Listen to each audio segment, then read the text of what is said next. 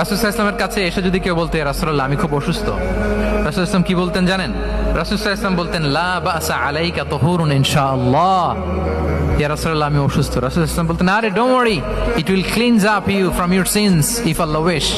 ইনশাআল্লাহ এতে তোমার যে গুনাহ টুনা আছে, পাপ আছে, এই পাপগুলোকে আল্লাহ তাআলা এই অসুস্থতা দিয়ে মোচন করে দিচ্ছেন। পড়েন সুবহানাল্লাহ।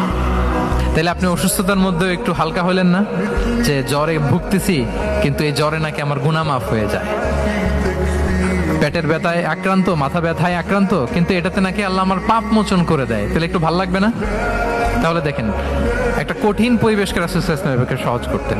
অসুস্থ শুনলেই লা বাস তুহুরুন ইনশাআল্লাহ, আর কিছু হবে না, আল্লাহ তোমার গুনাহ মাফ করে দিচ্ছে। অসুস্থ ব্যক্তি দেখলেই মাথায় হাত দিয়ে দোয়া করতেন, আল্লাহুম্মা রাব্বান নাস আযহিবিল বাস ইশফি আনতাশ শাফি লা শিফাআ ইল্লা শিফাউক শিফাআন লা ইউগাদিরু সাকামা। উজ্জীবিত হয়ে যেত অসুস্থ ব্যক্তি।